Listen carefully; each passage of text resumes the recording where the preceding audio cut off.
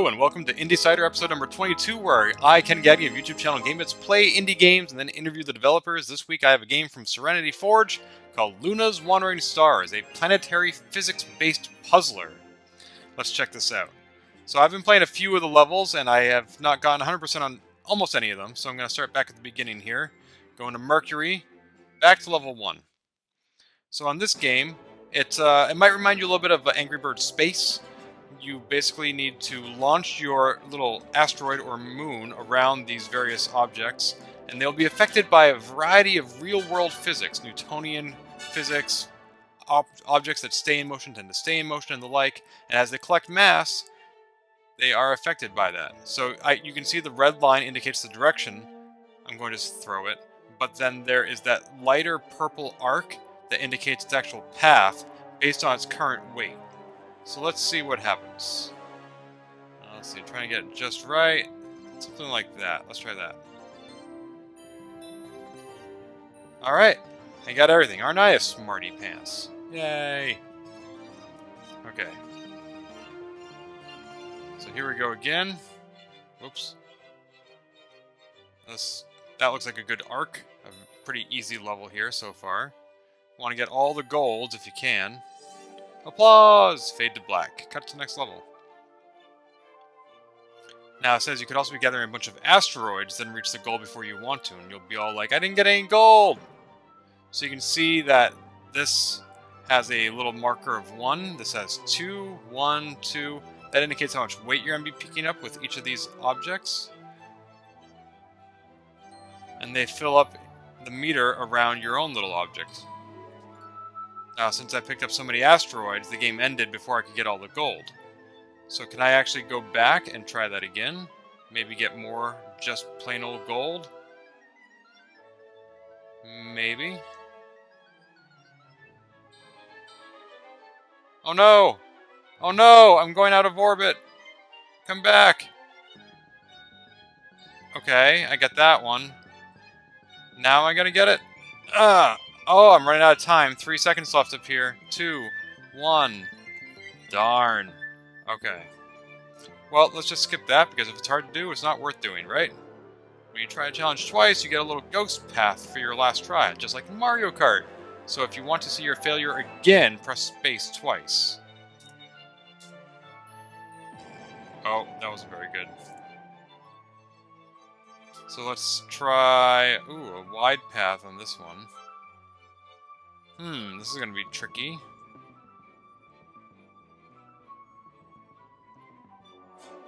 Let's try that, see what happens. Probably not going to get all the golds. Or maybe if I just pick up enough mass to finish the level, that'll be enough. Whoa, I'm just going to keep on spinning. Eventually I'm going to hit something, I suspect. Maybe in the next 15 seconds. Maybe not. I'm just going to reset then. You can see the little ghost path there. That represents how I last tried this level.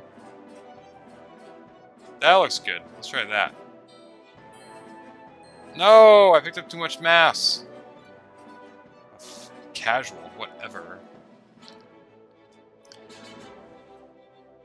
So as you get farther into the game, there are even more mechanics at play, and you'll see those as I continue playing the game during the Let's Play portion of the interview. Now, for example, here, these things are in motion. You saw some of that on the previous level. This is Mercury velocity. And now I have to think about where are these things going to be while I'm moving, not where they are now. You always skate to where the puck is going to be. So let's try this. Whoa, see, I got nothing out of that. Boo. That is the edge of known space, for what it's worth. Oh, go on, I'll be good. If you leave, I don't know what I'll do. I'll have to take up knitting or get depressingly good at Sudoku. Good for a first try. Not so much, actually. Alright, this time I'm going to try cutting them off at the path. At the pass, actually. There we go. Oh, got 2 of them. Oh, almost got the 3rd one, too. Good enough. So, you may not realize it, but this is actually a quote-unquote edutainment game. I know we are loath to use that word nowadays because education isn't fun. But this game is a manifestation of what is known as tangential learning. That and you'll learn more about what that is in my interview with the CEO of Serenity Forge. So let me finish a few more levels here, and then I'll keep playing while I interview the founder of this company. Oh! Ouch. Okay. Let's try a little bit wider arc this time to compensate for gravity. Yes! Perfect. There be gold in them nebulae. Alright, how am I doing on the planet so far? So that's Mercury, and I have finished 12 of the 14 levels. Excellent, and that was level Infinity I was just on. I think, or maybe I skipped ahead. Anyway, now is a good time to bring on the CEO. I'm going to continue playing the game, but you go ahead and listen to everything he has to say about how to get your indie game noticed, what is the best reason to make an indie game, and what is it that he wants his players and his community to get out of this, and what more we can expect from Serenity Forge in future versions of this game. For example, you may have noticed on the main menu, it said custom and online coming soon. You're going to learn about that in this interview, so stay tuned. Today I'm chatting with Zhenghua Yang, the founder and CEO of Serenity Forge, developers of Luna's Wandering Stars. Hello, Z. Hey, how are you? Good, how are you? Good. Now, I went to the Serenity Forge website to take a look at what else you've done, and I see Loving Life came out in 2012, and that looks like it as far as prior to Luna's Wandering Stars, and yet Serenity Forge has been around for about 8 years, so what has your team been working on in all that time? Yeah, that's a pretty good question. You know, honestly, looking back at it, I wasn't too sure what we were working on. But in all seriousness, we kind of started the team back in 2008. I would say that's probably the earliest we've been ever game developing. And that was when we were still high school students. So we got together, a bunch of high school friends, and we thought, hey, you know what, let's go start a video game development team. And that's kind of how Serenity Forge got started. We worked on a few games in the beginning. We wanted to do some fairly ambitious projects looking back at it. You know, as high school students or early college students, it's going to be really hard for us to know the kind of scope that's realistic at the time. So nothing really came out of it besides, you know, experience and meeting more people in the industry until Loving Life happened, which was actually about my near fatal illness when I was 18 years old. And since then, we kind of set ourselves on a much more stronger path towards what we want to do with game development. And that's when we started developing Luna's Wandering Stars. Excellent, and Luna's Wandering Stars finally came out in May of 2015, and I'm wondering what were some of your gameplay inspirations when you were starting to design this game, because I've seen people compare it to games such as Portal, Angry Birds. What games were you looking at and saying, we want to do something like that but better or different?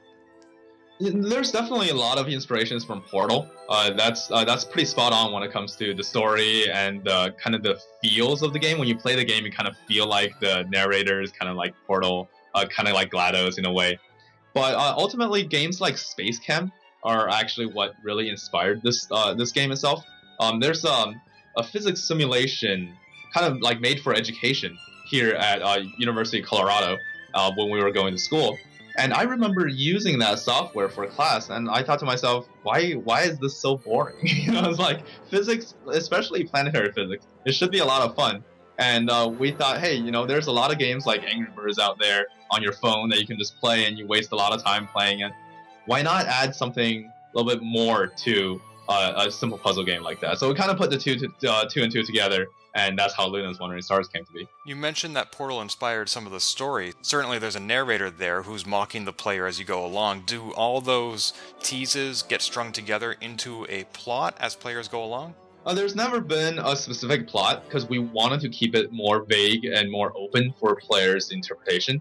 One of the things that we really wanted to do in the beginning is make it so that everything is a simulation, everything is science. But then we thought, you know, that might we want this game to be open to everyone. You know, it's an educational experience. There's a lot of tangential learning in the game. We don't want the story itself to cut off population just because of that. So, you know, we thought about how there are people who may be religious out there who would really want to learn more about planetary physics, and we don't want to just make it so that it's so close-minded that you know, people like that won't be able to accept the game just because of a story. So that's why we kept the story very open. I've personally actually heard a lot of different interpretations. I've heard some really, you know, fundamental religious people play this game, and they really enjoyed it because they thought the narration was words from God himself, and how that's kind of guiding them learning on their learning path. People who are atheists would be able to play this game and realize, hey, there's a really quirky narrator. I'm in a physics simulation. So ultimately, the story kind of worked in that benefit where any type of audience is able to enjoy it. Wow, that's really fascinating. It never occurred to me to wonder who the narrator was, and if I had, I don't know that I would have come to the conclusion that it was a divine being. Yeah, absolutely. I mean, there's actually the game is actually used a fair amount in homeschool students, and a lot of homeschool students, for example, are deeply religious, and their parents wouldn't want their kids to be exposed to something not religious based in a way, and we don't want learning to be diluted because of that. So you've gotten feedback so that you know who is playing this game, you know it's being popular in homeschools? Yeah, we definitely met a few people, especially in the homeschool industry, where they talk about how this game is great for their kids, or we've talked to people who said that this game would have been great when they were kids going through homeschool. So it's different reviews, definitely. Is that a population that you specifically targeted? Honestly, not really. When we were making the game, we didn't really target it, but ultimately it worked out in our benefit, I guess. Now, this game was initially funded on Kickstarter, where you asked for a modest $4,500. You received about $2,000 more than that, and your campaign very transparently breaks down what the costs were as far as music and licensing and the like, but still, $4,500 is not that much. For example, Yacht Club Games did a breakdown of how much money they needed to do Shovel Knight, and it was, multitudes of above and beyond what you required. Right. So what difference does $4,500 really make to an indie game? One of the things about Serenity Forge is that a lot of what we do is so driven by passion. I mean, I guess this sounds a little corny nowadays, but it's so driven by passion that we're willing to kind of really sacrifice standard of living to make it come true.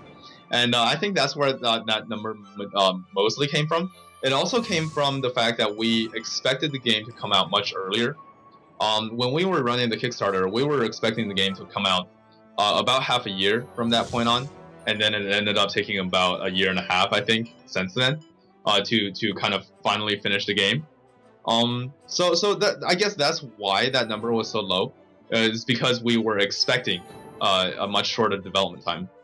But ultimately, once we were kind of closer towards the finish line, we realized that we really needed to add a lot more polish to make sure that the game is really, for example, the art style. I don't know if you looked too closely into our Kickstarter campaign, but we actually completely changed our game's art style since we launched the Kickstarter.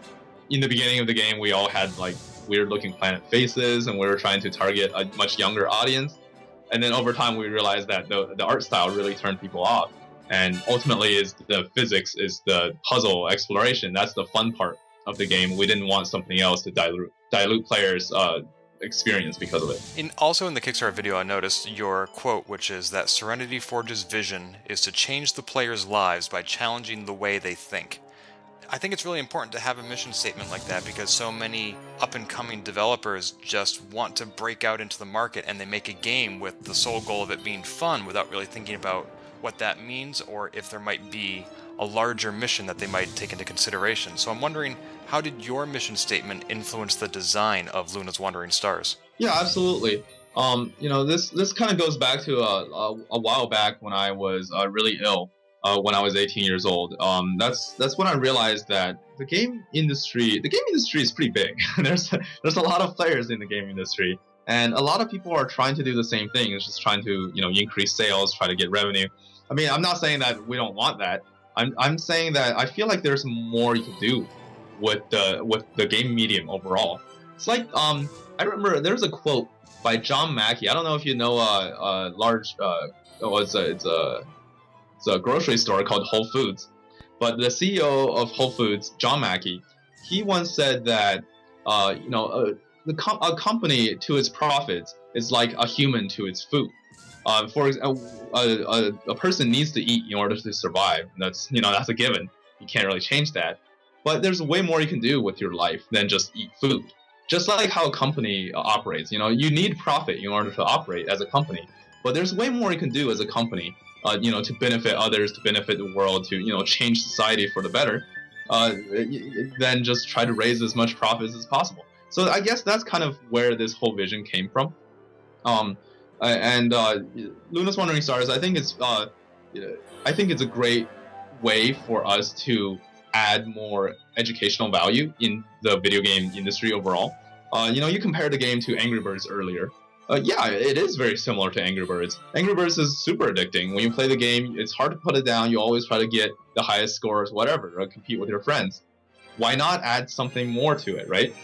For example, Luna's Wandering Stars would have 100% real physics in the game. So when you're playing the game, you're kind of secretly learning physics, and you wouldn't even know it in some instances. So ultimately, you're still playing the same kind of addicting puzzle game, but next time you go into your physics class in high school, you're going to have a much more intuitive learning compared to other people who's never been exposed to it. So I guess that's where this kind of vision ties together with the game. You mentioned wanting to teach players physics, yet most players rarely have real-life opportunities to change planetary orbits. What is it you hope that they abstract from Luna's Wandering Stars? Yeah, so one of the things about the game is it utilizes 100% real physics. So all of Newton's laws, Kepler's laws, all of those things, F equals ma, is all part of the game design.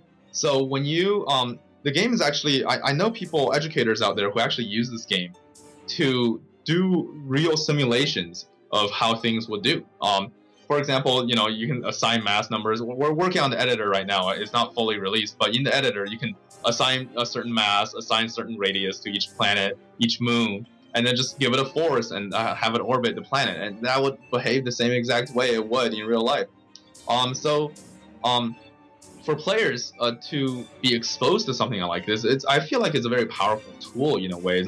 It goes beyond of just a simple puzzle game. People are able to be a lot more interested in topics that they may not be exposed to otherwise. For example, middle school students might play this game and realize, hey, you know what? It's actually a lot of fun to be a rocket scientist or something like that, because they're essentially learning rocket science. It's almost like what Kerbal Space Program is doing.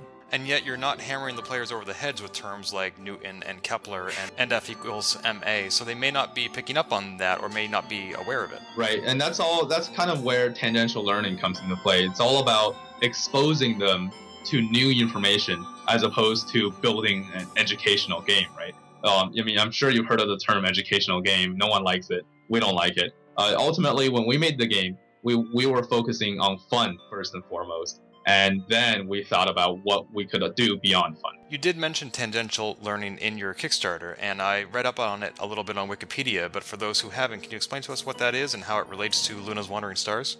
Yeah, absolutely. I think the first time I was exposed to tangential learning was when I was in high school. I watched Daniel Floyd's video on extra credits. Back then it wasn't called extra credits. It was just his own personal videos at the time. And he talked about how tangential learning is such a powerful tool in the game industry. It's basically like, for example, Final Fantasy VII, right? He gave the example of the main villain being called Sephiroth. And, hardcore players would play that game and be really interested in, what is a Sephiroth anyways? And they would Google Sephiroth and they'd come across the word Sephiroth, which is some kind of a, ritual. I can't quite recall what it was. It was like an alchemy thing. So ultimately, when you're playing games, like, for example, when you watch the movie 300, you might go Google, 300, and you'll find the Battle of Thermopylae and all that stuff. But just through tangential learning alone, you're being exposed to something as opposed to being educated. And by piquing your interest, you're able to seek out more information, and you're learning beyond that. So I guess that's kind of how I see tangential learning. I see. So this game might be more of a complement in a physics classroom where the students are learning about these things, and your program demonstrates how they might be applied. Yeah, absolutely. Again, it's fun first and foremost. It's almost like there's more to it than learning, and there's more to it than fun. It's both together. Now, you mentioned that you're working on a level editor, and when I boot up the game, it also says there's an online mode coming soon. What are those going to look like, and when can we get our hands on them? Yeah, the level editor is simply you get to make your own levels. It's very intuitive, no programming knowledge required. You just click and drag planets and put them into orbit. And you can use any of the powers that's currently in the game. And then we're also going to implement online where you can get to share these levels with people online, rate them, play them. We'll have handpick some levels. These are the levels today and stuff like that. It's just to kind of motivate players to kind of create their own cool-looking planetary physics puzzles. I see. So there's going to be almost sort of like an online marketplace where people can exchange levels. It's not that they're going to be playing against each other or simultaneous multiplayer. It's more of a free exchange of ideas. Right, exactly. It's kind of like I think Super Smash Brothers had something like that, where you get to build your own levels and share online. Yeah, another game featured on this podcast, Fight the Dragon, has also been very... Right. They've been very community-oriented. They've had a lot of levels like that. Yeah. Also on the Kickstarter, you mentioned a $5,000 stretch goal for iOS and Android. Those are also coming, as are the level editor and online mode. When can we see those mobile versions? Yeah, so this game, looking at this game, it's pretty apparent that it feels like it should be a game that's on the mobile devices, especially on something like the iPad. That's something that we've been working towards for a little bit, and we tried it out. It became much more difficult than we expected, and now that we finally have the game out on Steam, we're going to be able to kind of tackle it a lot more hands-on.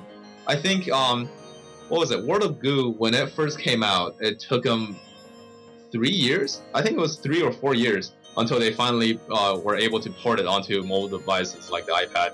I don't think it'll take us that long, but it might. I'm looking at a 1 to 2 year kind of time span depending on our next projects, because we do have a lot of other stuff lined up. Once Luna's Wandering Stars hits the mobile devices, it'll be available for Mac, Windows, iOS, and Android, but then Pixel Galaxy, slated to come out late summer 2015, is scheduled for Windows, Mac, Wii U, and other consoles, and then next year you have The King's Bird, which is PC, Mac, Xbox One, Wii U, and other consoles. So, if I understand correctly, those 2 upcoming games will mark Serenity Forge's console debut. Does this denote a change in development strategy or platform launches for your company?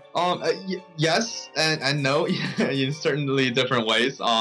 We're Unity developers, so all of the games that we make are pretty much in Unity, except for The King's Bird, which is actually made in GameMaker, surprisingly enough. So it's pretty easy in general, to at least for me to say that it's pretty simple for us to port all these games onto different platforms, especially when it comes to the Xbox One and the PS4. You know, these are very powerful consoles that's able to pretty much run anything that we're doing on the PC anyways. When it comes to the Wii U, it's going to be a little bit more difficult. It's always been a little bit difficult for us. And ultimately, it's always a toss-up for us, whether or not we want to port it all together at the same time, or do we want to maybe release it on the Xbox One and the PC before the other consoles, just because it's a lot easier and it would be able to release a few months earlier. That's kind of hard to say. But ultimately, we do want to expand our development into consoles and mobile in our certain directions, obviously. But it's going to be hard for us to kind of see that going forward. Just exactly what we want to do as opposed to what we can do with our limited resources. But bringing Luna's Wandering Stars to console, that's not in the cards? Luna's Wandering Stars is actually one of the first consoles that we worked with is the Wii U, and we've always planned for Luna's Wandering Stars to be on the Wii U because of the touchpad. Unfortunately, the gameplay itself doesn't really support something like a controller at all. So we kind of need that touchpad, or we need that iPad, the human touch interface for this game to even really make any sense to play. Unfortunately, the Wii U hardware is it's pretty hard. It's pretty difficult to work with. It's limited in capabilities, and we're gonna have to remake the whole game essentially if we want to port it to Wii U. So once we realize that, we've been kind of quiet about the whole thing, and we're not too sure when it'll actually be possible for us to port the whole thing. Is that because the Wii U doesn't play well with Unity? Yeah, I guess simply put, yeah, you can say that. The Unity development, I don't think it's very easy for Unity to hand over the graphics portion of the programming to the Wii U console. The Wii U console requires a different kind of engine, so everything ends up running on the CPU instead of the GPU, which is why everything is a lot more harder to work with, essentially. Because for those who haven't worked with either Unity or the Wii U, I can imagine them naively assuming that you're building the game in Unity and then you just go to the export menu and you click the console you want and you're done. Yeah, yep, that's what we thought in the beginning. Oh well. So I was looking at your website and I saw that you've also done, in addition to your own games, some contract work for outside firms such as the IGDA and Goodwill.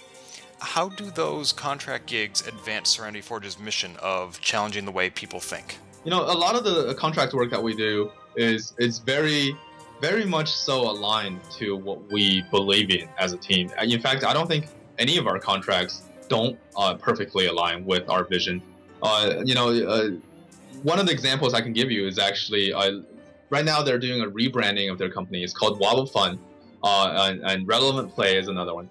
And so basically what they're doing is they're working with this new technology, this infrared technology, where you can put this infrared into something like a Play-Doh, and then this infrared would be seen by this special type of camera, while the rest of the world would not be seen by this camera. So essentially now you're building a game controller out of Play-Doh, and you can build your own kind of airplanes or animals out of Play-Doh and do whatever you want. And then little kids can use this new technology to put it into the game and then play it in front of the camera with their special technology. Something like that has immense educational value. It has immense tangential learning in all sorts of different things, depending on the game that we develop. And ultimately, those are the kind of things that we always look for when we work with contracting. So this isn't sort of a necessary evil you do to pay the bills while working on your own stuff? I mean, necessary evil, I guess you can say yes in a way where it's like, oh, it would be great if we can all just keep on making our own things. Yeah, but that's not how the world works. We're young too. We're just graduates from college, and we want to learn more about what's out there in the world. And being in Colorado, it's sometimes it's a little hard to build that network. So this is another way, another channel almost, I would say, for us to learn more about what's going on in the world, build more connections, and ultimately help everything out. In terms of development, the things that we work on, we're quite proud of. I want to talk to you a little bit about the geography of your company, because I briefly lived in Denver, and I know that there's a lot of telecommuters and co-working spaces, especially along the Pearl Street Mall, and then right down the road you have Gun Barrel, and then there's a lot of tech companies out there. Right. And I remember about 3 years ago, I happened to notice that there were like 3 different Kickstarters to reboot the classic computer game Mule, and all 3 were either in Boulder or Denver. Alpha Colony by Christopher Williamson, right? That's one of them, yeah. Yeah. What is the game development scene like in Boulder? It sounds like you are in pretty good company. It's hard to say, After you go to San Francisco for GDC, you just realize that there are much better places out there. For example, the Canadian government actually subsidizes game developers. They give them benefits, and that's just something that you're never gonna get in America, where people are actually trying to ban video games from families and try to raise taxes on games. So being in Colorado, it's a pretty small scene. Ultimately, I think we're a few hundred people at the very largest. I would say there are 2 large companies in Colorado, one with around 100 people, the other one is 50 people.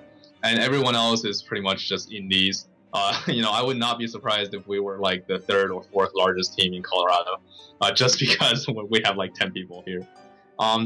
So it's really good in the sense that there are a lot of startups here. The startup community is amazing. There's a lot of tech companies. The venture capital kind of community is great too. You can always just go out and reach out to people to find the support that you need. But in terms of video game development, it's a little lacking, and we really do wish that our community is a little stronger. Which is what we do a lot of our times. We actually dedicate a lot of our times to try to build the community. We work with local educators to try to build more video game development programs in their schools. For example, I'm on the board of a local micro college called the Da Vinci Institute, and they have a course on how to make video games in Unity. It's game development. So those are the things that we're trying to do to get more involved, to try to build the community stronger here in Colorado for the greater long run. Here in Boston, we are just bursting at the seams with indie groups, and they collaborate very much. They have these monthly meetups that they get together, and all the different indie developers just share their best practices, show off what they're working on. Is there any sort of a monthly Boulder indie meetup? Yeah, we actually have a bunch of different meetups. It's not necessarily in Boulder, but it's usually around the area. The people meet in Denver once in a while. People meet in Fort Collins once in a while. Lafayette, Louisville. People go to Panera Bread and grab something to drink or grab a sandwich and sit down and chat. There's quite a bit of those. around the area. It's just again, it's mostly larger companies would never participate in these events. It's mostly just very small indie teams who do this more or less as a hobby at best, and it's we definitely try our best to try to grow this community going forward. One of the challenges that any small indie group has, whether they're in Boston or Boulder, is getting noticed, getting seen, and marketing. And that could be a topic for a whole nother podcast, but I want to know just briefly, what is your strategy to get Serenity Forge noticed? I mean, your company's been around for a while, and you have a few games under your belt. You're looking to double your catalog in the next year, and you're going to want to get those games out there. So how do you get noticed as a small independent game studio? That's a really good question. I feel like the easy answer would be, just go networking, meet the right people, blah blah blah. I mean, that's usually the answer that you hear, and that's probably something that I would recommend normally. But ultimately, I feel like what really matters at the end of the day is to build a good game, right? Getting noticed, yeah.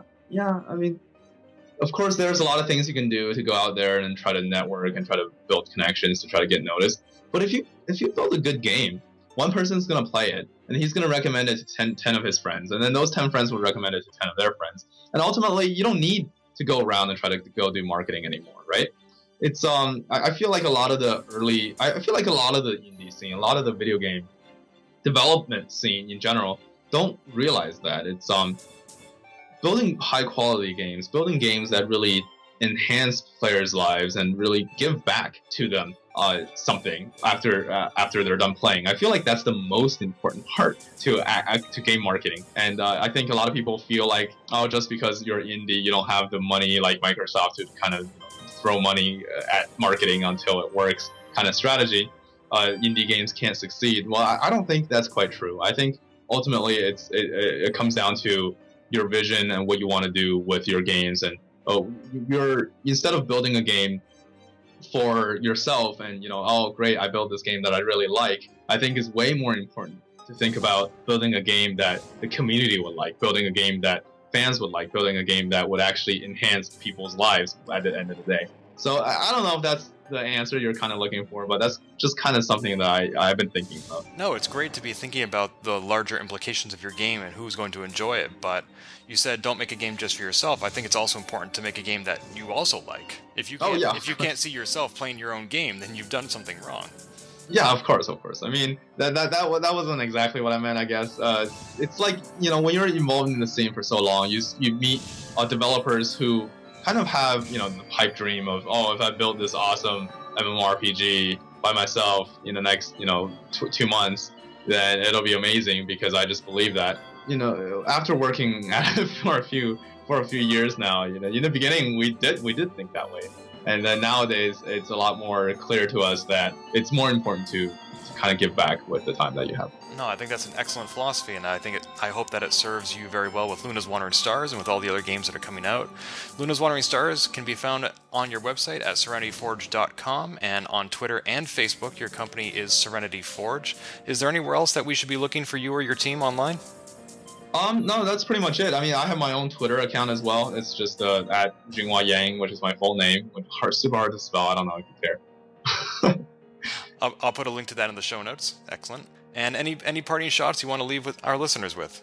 Really, ultimately, I feel like the game industry is growing. There's a lot of beauty in the game medium itself. I feel like our medium is still in its infancy, and I'm really excited to see where it's going to go in the future. I feel like I really do urge all the game developers out there to think about the kind of learning or the kind of meaningful artistic experiences you can put into your game, as opposed to just making more clones that seem to work business-wise. I mean, yeah, business is great, but again, it's I feel like there's more you can do with just profit as a business. So I guess that's kind of my final thought.